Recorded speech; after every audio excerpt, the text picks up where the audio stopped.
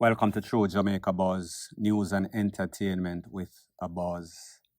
One of the hot topics all over social media is a video that is making its round, in which a man alleged to be dancehall artist Quada is seen in a video. Some people say that he is eating the buff based on the position of his mouth and the anatomy of the body. It seems as if he was kind of eating the rear end, if you know exactly what I mean. Since that video, there's been mixed review. Most persons saying that them can't believe that the dancehall artist, ex-member of the unruly gang, is actually out here eating under the table, eating the forbidden meat or even the more forbidden meat. There's a specific blogger that is on social media. His name is Swoosh TV. He came out and he did a video, so therefore credit goes to that young man. And he said that this is not Quada, this is actually a man that looks like Quada. He happens to be a PORN star. He has several videos circulating all over social media. He has the same sorts of facial structure, same sorts of mold, everything with the exception of the DNA might not be the same. So pretty much it looks alike, but it is not the like thing. The fingerprint is different. The person is different. Everything is different with the exception of physical feature. So people, I want you to take a look to what Swoosh TV has to say as it pertains to giving his opinion on who it is and who it is not. And then I'll give my piece. Yo, people, when I see the video dancehall artist Quada, the man a walk a eat, the man a walk a piss, and he record everything and I post it by himself on the internet. I walk go on with Quada, like the man a go insane star. Yo, none of that. But come for be the bearer of good news. That is not dancehall artist Quada. The person you see on the screen now goes by the name of Big Boy J. He's an American corn star. Look at this picture and identify this person. Me a wait. It look like Quada though. No man. And a Quada. A Big Boy J. Look at the monitor and identify this person. It look like Quada though. And a Quada. A Big Boy J. People. The two of the man them look identical. I can't lie. Them have the little more thing beside of them nose just the same. Them having the same twist them. Yo. The man them look identical. I not tell no lie. Them always say have a twin out there, you know. But me I tell you say anybody who got dig up blood clot a Quada twin ya, burn her phone up because now try to tear down the artist's career. I don't know what we have against Quada. But me I tell you, so when I receive the video, I'm look on it, me I say, blood clot, a Quada this, you know. You see me? And me I look on that good and me I say, no man, I not Quada this. Then me I think and me I say, yo, me a Jamaican. Which Jamaican artist in a history I go record themselves I do this. Then have the other state for post it or send to the girlfriend for she leak it. We don't know. We never see that in a history yet. So as some say, yo, I'm gonna do some digging up and really find the truth and get to the top of this. No bottom. Why? Get to the top of this. And as some we're gonna do the digging up and see it. Say, yo, at the American corn star we based out of California when name Big Boy J video, them start surface and say a Quada. Nothing like that, people. Another artist. Big up on yourself. Quada. Bless up my J. I'm Mountain and I'm out. Now, people, there's a saying that goes something like this: misery loves company. So therefore, whenever persons are insecure within their own life, idle dog walk idle monkey, the devil always finds work for idler. Then they start to think about all sorts of devious, unscrupulous stuff to do to bring down another person. And it is not as if Quada's career is at the top. It is probably the lowest at the bottom. Don't want to use that word of his career right now. However, when you try to incriminate somebody or tarnish, defame their characteristic, especially as a dancehall artist, and you know, when it comes to things that are taboo, talking about eating the poems, it is even worse. If you're caught eating the meat, or eating the ASS, boy, I can't even move my tongue and slip up. Eating the ASS, you know exactly what I am speaking about. Now, people, here's the thing. When I saw the video first thing first, I said, but hold on a minute. This man looked like he was held under duress, at gunpoint to eat it. This man seems as if his life depended on it, and if he did not eat, he did not look very enthusiastic. So when you hear that this is a PORN star, and the PORN star is used to certain things, so therefore he was not going to itch, he was just going to jump into it scuba dive style without no sorts of hesitation. It makes me think that, was this person an amateur at the stuff, meaning Quada? Not to say that it was Quada. And then we ask ourselves the question, why would a dancehall artist do something like this? This would be the version of career, you know me I talk about, take for yourself, don't want to use that word. But people, hopefully, if it is not the artist, then he can pretty much redeem himself and make some sort of video and say, listen, this man might look like me, but this man does not act like me. I did not do it. And when I say I does not do it, for me, that does it.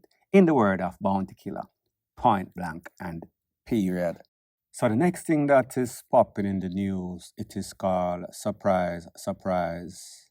Dancehall artist JAMAL Donman is in the custody of the police for at least 3 takeaways. It is said that at least 11 other individuals were held. Out of those 11 individuals, at least 4 of them are suspect in this 3 takeaway. Based on the information, it is said that the artist had just performed at Mecca, that is in Kingston. As soon as he left, he was rounded up, him along with other individuals, by a special operation. It is said that 2 phones that the individuals had, or he had, were also confiscated for evidence.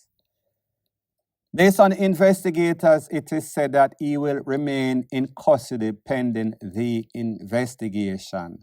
That means that he won't be out anytime soon until this investigation is concluded. So therefore, they are going to use whatever legal protocol that they have within their power to keep this man in custody, keep him cool, keep him off of the road, so that he does not contaminate the investigation. Now, people, here's the thing. This was an artist that was trying to make it in the business for a very long time. He is no newbie. As a matter of fact, I think he's probably 30-something, so what we would consider an older artist. Him finally get the bus maybe a couple of years ago. He has songs including Ballon d'Or that is ripping up the place. One of the best artists out there, best performers. One of the person with Sky was the limit, but one of the person that is obviously involved in criminal activity. He is loud. There's a thing that is said about money. New money is fool's money. New money likes to make noise. Old money or safe money likes to stay quiet. That is why whenever you're going at the bank and you listen to these music, you hear elevator noise, because money does not like noise. It is the polar opposite when it comes to these dancehall artists. Them like noise, them like loudness, them like hype. But like the saying goes, he that exalteth himself shall be abased. Now, people, here's the thing, and this might apply to Mr. JAMAL Donman. These artists try to make it seem as if they are not involved in any sorts of chopping. They are not involved in any sorts of gang activity. They are just doing music. All the money that they make from music is legitimate. And the music is not used to launder the money. See, they are taking advantage of the situation. They realize that the music is popping, so therefore I can do more criminal activity. I can hide the money, I can launder the money better. But the thing is that you and I know that music is not selling. You and I know that these artists perform, but on a limited basis. Not to say that this artist is not performing a lot, but me just say, when you do the maths, assess the figures, the lifestyle that they live, the places that they live, the liquor that they buy, the clothes, designer, meaning the Gucci, the Versace, Anything where you name a that them wear and not to bad mind anybody, me just say it is obvious based on the fact that these artists are loud. So when the investigators assess the situation and hear all sorts of rumors and see the vehicle and see them always popping champagne in the people them hotel and wear the dearest clothes or drink the dearest stuff, they can only come to one conclusion. It is common sense, basic maths. It is not odd maths. It is not mad maths. The maths is just not adding up and these people are getting mad. So pretty much the police is saying that he is a leader of the DUNCE gang that operates out of Barretown. Barretown is in St. James. Accused of at least 3 takeaway. Now people, truth be known, and this is just based on this man's own action. Whenever you see him on live, he is always dissing up somebody, sending somebody under their mother. And you notice a lot of artists, including Vybz Kartel, including Tommy Lee Sparta, including just about any artist is always associating with him. And I understand that they are his peers, they do music together. Not to say that any of these artists that are linking with him have any part of his gang activity or is intertwined in his criminal activity. So people at the end of the day, like I've always told you, a fool and his money will always part. These people are so entrenched in this criminal activity. Even when them get a chance to leave the business, it is as if they are married to the mob, they are married to the gang. So therefore, they want to stick and stay. But like I've always said, every day that the bucket goes to the well, one day the bottom is going to drop out. Luckily for Jamal, it is not the ops that are probably afraid of him, but it is the police, meaning the cops. If it's not the ops, then it is the cops. So luckily for him, he should look at this as a blessing in disguise for calm him and cool him down. Now that he has some time to think about his situation, maybe he might come out and do the right thing. And then again, based on how they think, their mentality, how warped they think, he is going to come out, get a next opportunity and be a FUCK up once again. So therefore, if you give one of those people 100 chances, they are going to blow it 100 times until the police blows their brain or until the opposition do likewise. People, me just say, you sleep and mark DEATH, point blank and period. So the next thing that is popping in the news is that we see that dancehall artist Determined lost his life to cancer a day or so ago. Dancehall artist Determined is known for that song Kete Drum, which is a song that he did co-written by Beenie Man. Classic song in the dancehall space, now probably about the 1990s or so, don't quote me. Based on information, it is said that he died of cancer. He had cancer for a long time, and it seems as if it was in the worst stage. He was bedridden in the hospital for a couple of months or so. However, the doctors told him that there's nothing that they could have done for him, so therefore he was just going to lay there and pass away or wither away. It is said that cancer started to spread all over his body. Some people say a stomach cancer, some people say a pancreatic cancer. I know about pancreatic cancer because I have a family member that also died. She lost about 2/3 of her weight.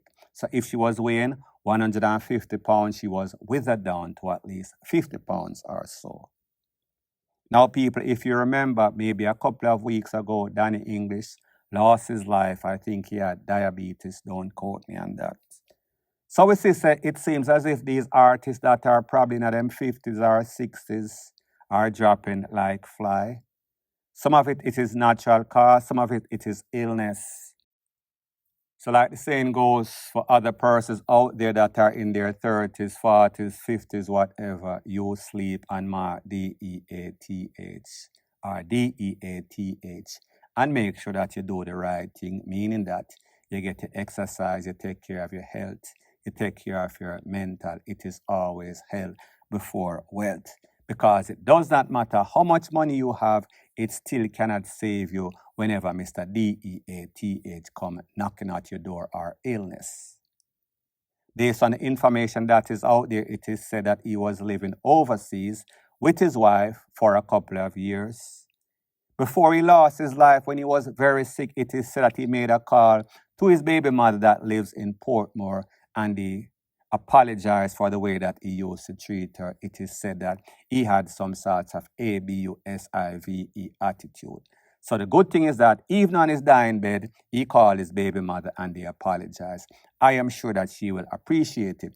Don't know if it is going to bring back any sorts of good or bad memories. However, at the end of the day, he could have chose to ignore it or he could have chose to address it. He did. And it takes a big man to apologize whenever or however, whatever circumstances or situation that they are living in.